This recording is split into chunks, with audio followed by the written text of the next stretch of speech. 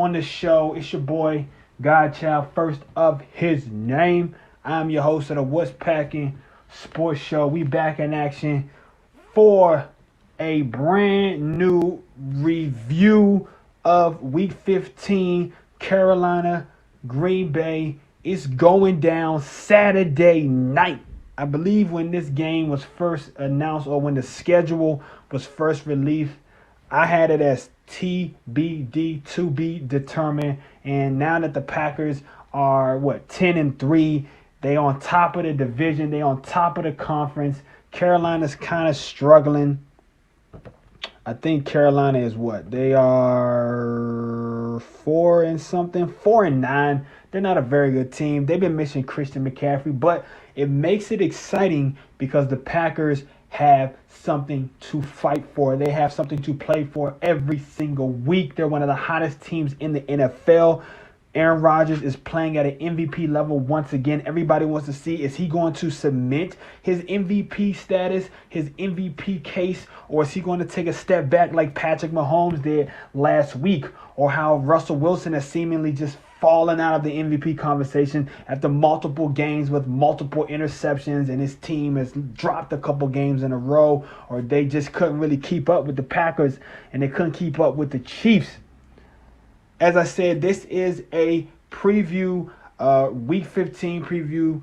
We're going to be doing the keys to victory, what the Green Bay Packers need to do in order to win this game. I'm going to touch on the injury report and, just look at that. And then I'll do my final prediction. But before I go any further, I want to ask you all to, subscribe to my channel. Hit that notification bell as well, so whenever I drop brand new content. And hit me up with some comments, man. Get at me in the chat, or drop some comments down below after you see this. All right, I'm not gonna be too long because I got a lot of stuff to do, but I didn't stream yesterday, and I want to stay on my schedule. Monday, Wednesday, Friday streaming. Now live Greenbox. I don't know who's up with that, and I want to stick to my schedule, man, because I'm really trying to do this for real. So, man, let's just get into the very first key, the keys to victory. The Packers, if they want to beat the Carolina Panthers this week and move on to 11-3, they are going to need to do these three things, okay, to make sure that they are not taking a step back, to make sure that they don't, lose their first seed. Oh, that's why I love not tripping out about memory and forgetting things. Because there was a topic that I wanted to talk about and do a video on, and I forgot what it was, but I just remembered. But instead of saying I forgot, you know what I started saying? I started saying I'll remember it, or it'll come back to me.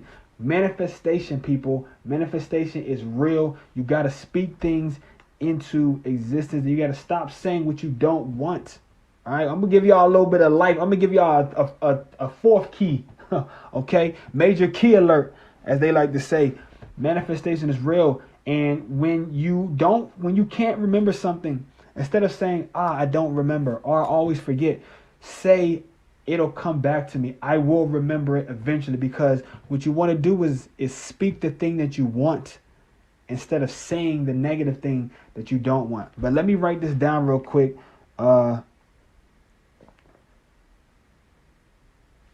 Have a better chance with the blank. I don't want to tell y'all what it is. I want to tease it a little bit, but I don't want to tell y'all with the blank. You know what I'm saying? I'm just going to write this down. That's a topic that I want to talk about. All right, look.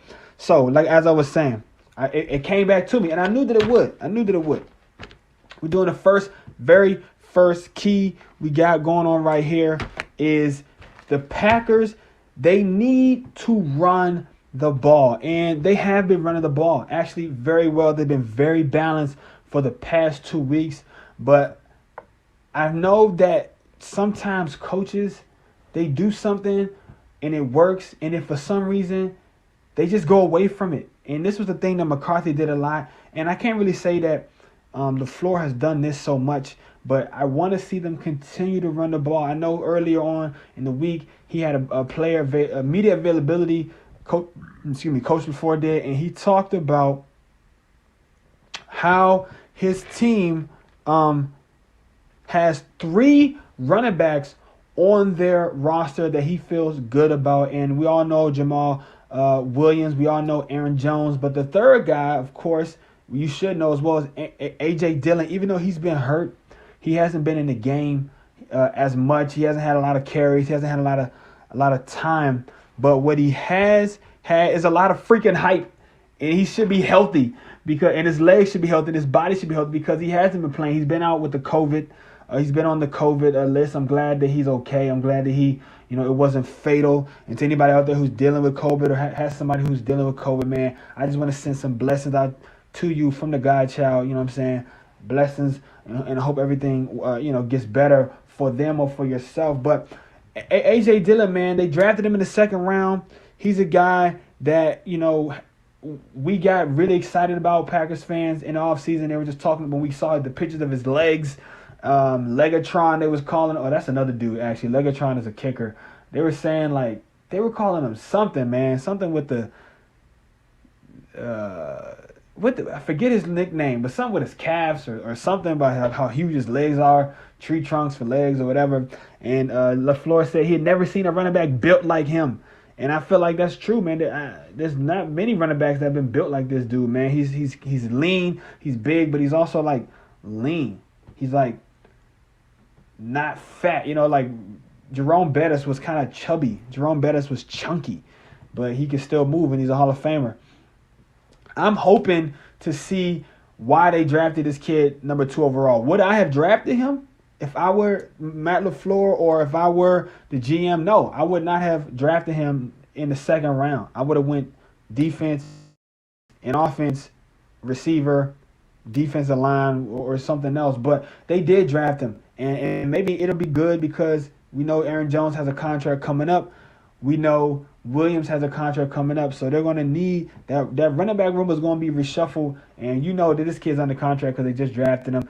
I'm rambling, but the point is they need to run the damn ball, okay? Maybe we're going to see A.J. Dillon finally get some serious running opportunities, some carry opportunities. Me personally, I want to give Aaron Jones the ball 75% of the time. And I guess you can split that up between Williams and Dillon. But it seems like the Packers are committed to this running back committee. So I just want to see them honestly run the ball more than they pass the ball and to set up the play action. The second thing that they need to do, I'm all over the place, but they got to clean up the penalties, okay? No more of these. No more penalties. Penalties bad. Penalties are bad. And last week the Packers had 10 penalties in the game, man. It was one of the sloppiest games I have seen under the Matt LaFleur era. Honestly, one of the sloppiest games I can remember in recent memory, period. They allowed the Lions to extend that last drive that they had that made the game a little bit too close for comfort. And instead of getting off the field, instead of putting your offense back in position to score and extend the lead, they gave the Lions several opportunities that really they should have had because they had sacks and they had pass breakups and they made good plays, but then they made bonehead plays that extended the drive. So against Carolina, who is not really a good team, and honestly speaking, you should be able to put them away fairly easily. But if you give them opportunities with penalties to stay in the game and to stick around and extend drives, you're going to be making it too hard for yourself. And as a Packers fan, I think I can speak for all Packers fans. When Green Bay plays these teams that they should beat, this quote-unquote lesser competition, it seems like there's always something that just doesn't go right, or for some reason a player who's never really had any sort of success or who's relatively unknown just happens to have the game of his life, have a breakout game, just for the D coordinator is just perplexed, or they just miss these tackles, or he just happens to find himself open on miscommunications or whatever the case would be, or penalties, man. Penalties can let bad teams stay in the game. So I just think the Packers, what they need to do, they need to be focused, man. Cut out the penalties. No penalties, all right? Don't let these Carolina Panthers stay in this game. They need to come out and they need to crush them, like my man Jay-Z said on the takeover, because the Packers are looking to take over the NFL. They need to destroy this ant with a sledgehammer. The ant will be the Carolina Panthers. They don't have their number one player this week. They don't have really a good team, a good defense. So don't let them stay in the game by committing penalties. All right. The third key to victory is no big special team plays. That's another way that you can let bad teams stay in the game. If you ever noticed, the keys to this week really is don't let this bad team, this 4-9 Carolina Panthers team with a rookie head coach, okay, do not give them life, man. The Packers need to come out and they really need to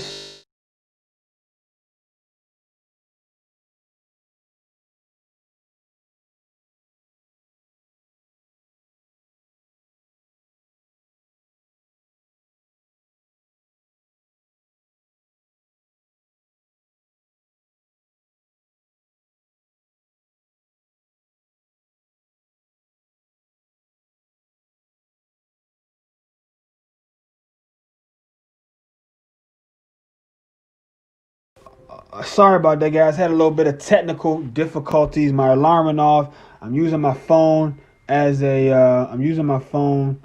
my microphone.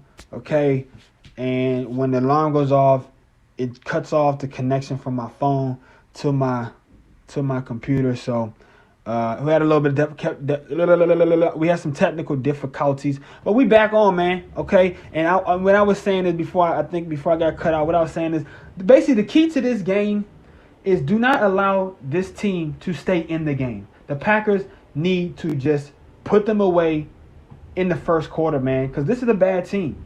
They're 4-9. They don't have their best player. They have a rookie head coach. They ain't fighting for shit. They don't have nothing to play for. The Packers have everything to play for. So act like it, damn it, and put these boys away in the first quarter and don't let them come back. I want to see the Packers have maybe their best performance of the year right before the biggest game of the year, Tennessee Titans next week. I want to see them tackle, okay? I want to see them clean up the penalties. I want to see them score every fucking quarter, okay? I want to see them get off the field on third downs on defense. And I want to see them finish the game. I know that's fucking 7 keys, but really, I mean, that's what they need to do. I really want to see them shut this team out, bro. They should not even score more than 10 points, honestly, if you're asking me. But the third key that I wrote down was no special team plays, all right? No kick returns, no punt returns, no fake punts, no fake field goals. Be on your P's and Q's this week, Green Bay. If you do the little things, the simple things, if you do your damn job, this should be a really easy win, okay? Just to recap, because I know I went on to a bunch of other stuff, but it's frustrating when the Packers let bad teams stay in the game. But to recap, we're going to say the first key is the Packers need to stay balanced on offense and run the ball. Honestly, I wouldn't mind it if they ran the ball a little bit more than they passed the ball. Last week, I think they were 35, 36, 37. I like to see maybe 40 runs, 20, 25 passes, a little uneven, but in overall sort of balance. Definitely nothing lopsided, okay? The second one, like I said, was clean up the penalties. If you allow penalties, that allows bad teams to stay in the game and sustain drives, and you can kill your own drives. But they really had a lot of bad penalties last week on defense against the Lions. And the last one, like I said, was No big plays on special teams. They shut that down. I really feel like they should be able to win this game handily. All right. Next thing we're going to move on to is the injury report. Okay, now I'm actually going to pull it up on the iPad. Let me just pull it up right now on the iPad, man. Go to the injury report. Let's see with the Packers. I should have had this already pulled up. But, you know, it is what it is. Things are okay. Here we go. Okay, so this week for the Packers, it looks good. Honestly, this is looking good, and you want your team to be healthy towards the end of the season. And last year, the Packers, they were characteristically healthy. I feel like honestly, McCarthy was the curse. You know, look what happened. I'm sorry. I mean, I don't want to be insensitive to the Dak Prescott situation. I really hope he has a speedy and healthy recovery and comes back bigger and better than ever. But fuck, man, he had never been hurt before, and then all of a sudden McCarthy goes to Dallas, and now Dak Prescott fucking snaps his ankle in like a damn rubber chicken. Like, that shit was disgusting, man. And they had other injuries kind of like throughout the year, just guys not really being healthy, like missing games. Cooper was out for a little bit. CeeDee Lamb. I mean, shit, even the backup got hurt. I don't know, man. I don't know. Like, I'm kind of superstitious. Y'all might not be superstitious, but there was something about Mike McCarthy and whoever he has, like, on his staff. Like, they just, like, Bama's be injured, dog. And as soon as we move McCarthy out of here, all of a sudden, you know, the team, we've been relatively healthy. I know we had Lucas Patrick. He actually Taylor, the guard, he kind of got injured for the year, and we had guys miss a little bit of time. But I mean, still, when you think about the grand scheme of how often and how bad injuries happen under McCarthy, like even just like the nagging little injuries, I feel like it's been down in the last 2 years. Last year they were really healthy. This year, guys missing times, but look, they're healthy as they need. As healthy as they have been since the beginning of the season, and that's what you need towards the end of the season. So we had Jair Alexander. He was on the injury report for full participant in practice this week. Game status looking good. Rashawn Gary, game status looking good. Kevin King, limited participation, but his status is the little dash, so he's looking good. I mean, look at all these guys that we had on the injury list. Alan Lazard, limited participation, but looks like he's going to be good. Mercedes Lewis, limited participation, but he should be good too. Lucas Patrick, limited participation, but his status is looking good. Randy Ramsey, limited participation, but his status looks good. Savage with the groin, limited, full practice. Sorry, I was in a rhythm as saying limited participation. Darnell Savage, man, he was a full practice all day, every day for the week, man. Tuesday, Wednesday, Thursday. So he should be good to go. J.K. Scott, he was limited participation, but should be good to go. Zadarius is low-key a soldier, man. Like, there have been times when I've seen Zadarius like leave the game multiple times in a game and then just end up like coming back. And again, like I remember like last year when I was in Dallas, I went to the Dallas game where the Packers won. Zadarius like left that game like 3 or 4 times, but he just kept coming back no matter what it is. This dude is a soldier, man. He's tough as hell, and honestly, he got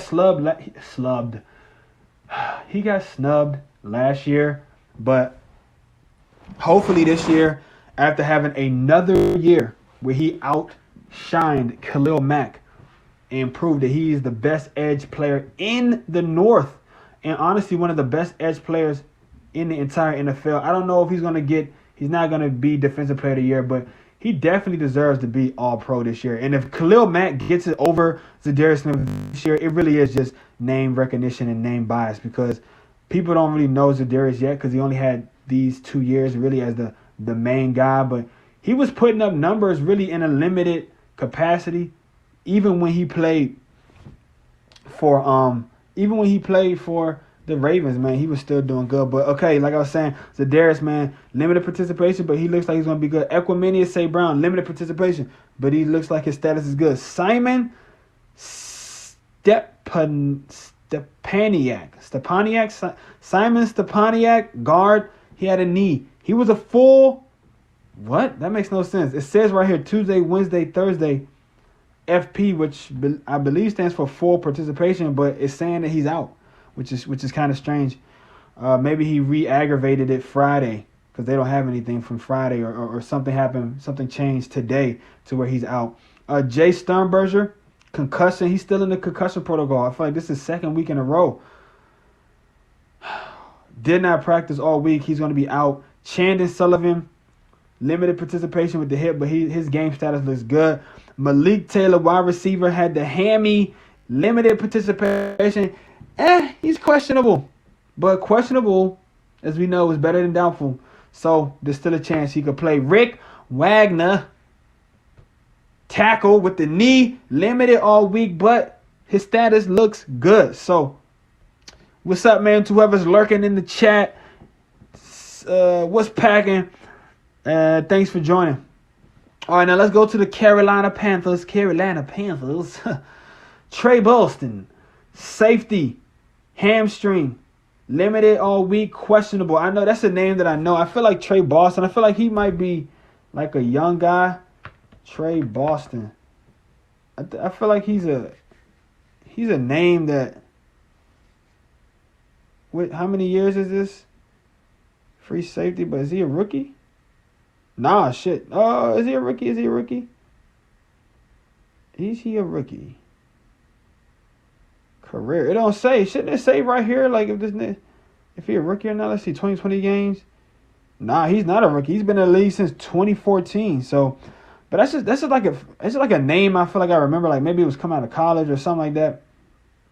He was a dude that was highly touted. He has name recognition, but he's questionable for the game. Dennis Daly, I don't really know who this is. The guard though, he's doubtful.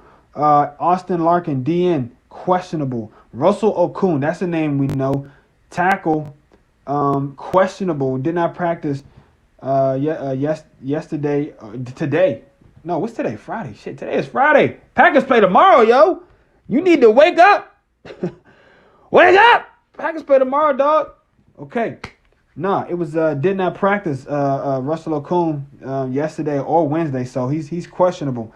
Christian McCaffrey, doubtful with the thigh, man. That dude is so talented, but damn, if he's had some injury questions for the past 2 years, man. Not looking good. I hope he can, knock on wood, get better. I don't like to see guys be injured, man. It's like this game is too hard as it is, dog. So I hope he can. And I like to play teams at their best. I saw in his availability this week to the media, Mike Pettin was asked by one of the media guys, like, are you happy that Christian McCaffrey isn't playing, or do you kind of want your guys to get to see one of the better running backs in the league to as a benchmark or a litmus test about, it has your run defense improved, or, basically, yeah. And he said, I'm not going to lie, I'm glad he's not starting this week. And I'm like, man, what kind of a bitch-ass mentality is that to have, Patton? This is why you fucking suck, bro. Honestly, this is why you suck, Patton. Because your whole mentality is bend, don't break. It's, let's just kind of do just enough. And it's like, I don't want my defensive coordinator to be thinking that way. I don't even want my defense to think. I want my defense to be like, yeah, we're sad that McCaffrey isn't playing because we want to prove to the world and to ourselves and show that we can stop one of the best running backs in the league, one of the best offensive weapons in the league, period. Like, he's just a weapon. He's a receiver and a running back, and we feel like we don't give a damn who's over there. We can stop them. Nah, Patton is he gave a little bitch ass answer. Yeah, we're glad that I'm not gonna lie. I'm glad that McCaffrey isn't playing because, he's such a hard guy to game plan for. This is why they need to hashtag fire Patton, because he's not cut out to be a D coordinator, bruh. He's not, man. He's not good, in my opinion. All right.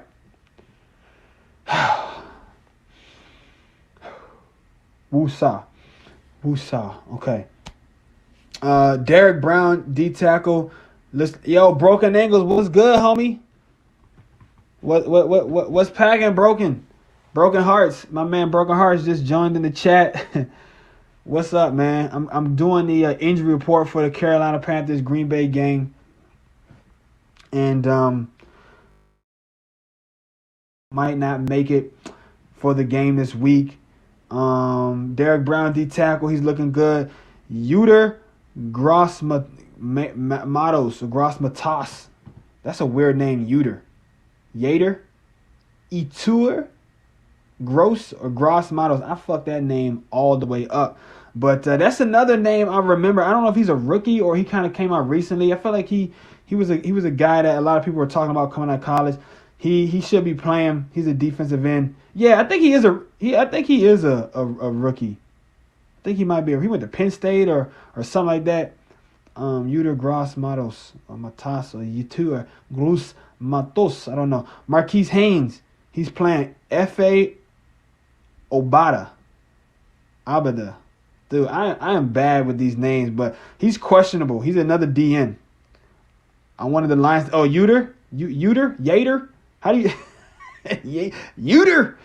Yeah, man. I remember that name. Like I said, I'm not like a super gross Matos. Yeah, I'm not like the biggest college dude. I watch a lot of the game. I do try to watch a lot of it. I'm not like a super nerd, though. I don't know every single player. But the big guys, like the popular names from the draft process or guys who play in the big Power 5 conferences on the teams that are in the top 10 and shit like that, I try to usually know a little bit about them. Or, you just kind of hear their name. The Panthers, man, they're kind of banged up at some key positions. I mean, let's see, anybody else on here? Curtis Samuel, receiver, he's questionable. DJ Moore, the other receiver, he looks like, even though he didn't practice, his game status has a little dash, so it looks like he might. Yeter Gross Matos. Okay. My man Broken Ankle says it's Yeter Gross Matos. All right. Matos. Yeter Gross Matos. All right, whatever, man. Basically, the Carolina Panthers are banged up, man. They're slim this week. Offensive line missing a couple people, or could be missing a couple people, or at least at the very least, they won't be at 100%. Their defense is not going to be at 100%, and their offensive weapons not going to be at 100%. So, where does that leave the Packers? I think that leaves growls. All right. I think that leaves the Packers in a good position to not only win, but to win big and to build their confidence going to the matchup next, which is going to be the game of the week, really. You know what I'm saying? Everybody watches Sunday night. You got two, pun intended, Titans going at it. You got the Tennessee Titans. You got the fucking Titans of the NFC, the Green Bay Packers, man. They are the best team. So I think one of the better teams. You know what I'm saying? If you asking me to be honest, I still think the Saints have shown themselves, has proven that they are, more balanced as far as offense, defense, special teams. They have the proven coach. They also have a lot of different all-pro guys and good guys. And I feel like until they lose in the playoffs, I'm going to pick the Saints as the best team. But the Packers are right there behind them. I put them at number 2, honestly. But that means that they got to show out against Tennessee. But before that, you can't sleep on these Panthers, and you can't look past the Panthers towards the Tennessee game. I think that's what happened to the Saints last week. They were looking past the Eagles. And because they were looking past the Eagles, they end up slipping up on the Eagles, man. Because as you know, the Saints, they play Kansas City this week. Or you might not have known. But the Saints play Kansas City. I feel like they were just looking past the Eagles and they slipped up. I don't want the Packers to fall into the same trap. I don't like using the word trap game. But this is like, if you look up trap game in the dictionary, this is a trap game for the Packers. And they cannot fall into that trap. It's a trap! They can't do it. They can't fall into the trap. Any of my anime fans out there, you get that little inside joke about it's a trap. So, look, man, I'm going to say this. Final prediction of the game. I think Aaron Rodgers, he goes out, he tosses maybe 4 touchdowns, okay? Adds onto his totals, has 350 yards through the air, and further cements himself for the MVP of the league. I'm going to say Aaron Jones has a big day, 150 yards on the ground and a touchdown, okay? I'm going to say on defense, we need to continue to get pressure. We got to continue to generate turnovers. So I'm looking for Rashawn Gary, Preston Smith, and your boy Zadarius Smith to all register sacks on the day, at least 3 on the day, okay? I'm going to say that Darnold, don't call him average. Savage, who's been playing much better than he has been the beginning of the year. I was calling him average, Darnold average, but I ain't calling him Darnold average no more because he's been playing better than average at the least. I'm think he's gonna get his hand on another interception. And let's see, a bold prediction. Let me get a really bold prediction this week. Really bold prediction. I'm gonna say the Packers hold the Carolina Panthers to 3 points. Now, if that happened, I would be so happy. I'm playing against Aaron Rodgers in fantasy. Now I really want. Hey, I'm sorry, broken ankles, but looks like you're going to be broken heart for a second week in a row after my Packers beat up on your Lions last week to win the division for 2 years in a row. You're going to get beat up again in fantasy because my boy Aaron Rodgers, I'm predicting 4 tutties, 350 yards, no turnovers, and I'm taking the Packers to win this one big. Let's say 41-3. That's right, 41-3. Green Bay, big all day. We're going to put a spanking on these fucking Carolina Panthers. We're going to be slaughtering big cats. We big game hunting. Last week it was the Lions. This week it's the Carolina Panthers. Packers, we big game hunting, baby. That's you saying 31. My man Broken Ankle saying 31-14. I'm going 41-3. Green Bay putting a blanket on these boys, putting a shotty to these Carolina Panthers and just blowing them out. Boom! I wish I had some graphics, like some sound effects, blowing them out the water, man. That's my prediction for this week. Look, this was a short show because I hadn't streamed today earlier. I wanted to, but I had some other things to do. I would like to go a little bit longer, but I got some other things to do, man. It's a lot of work when you streaming and you trying to do this content creation thing. I got some videos I need to edit so I can get some stuff up on my YouTube, man. If you haven't yet, though, please go over to my YouTube and subscribe. It's What's Packin' Sports Show. You got to type the whole thing in. I'm not big enough yet where if you just type in What's Packin', I'm going to pop up. Because if you type in What's Packin' right now, I feel like it's like some RuPaul drag something, some kind of what you're packing. I don't even know what is. I didn't even look at it, but you got to scroll all the way down. So if you want to see my name first, type in What's Packin' Sports Show in the YouTube. Subscribe, hit the notification bell and the thumbs up, and drop me some comments below, man. I'm gonna be dropping a couple more videos today. I got to do my pedestals of power rankings, ranking my top 10 teams going into this weekend slate of games. And that's it, man, for the show. It's your boy Godchild, first of his name. This has been the What's Packin' Sports Show. Thank you for joining me. Thank you from wherever you tuned in, especially my Title Town Cheeseheads. Let's go. And remember, the Bears still suck. Peace.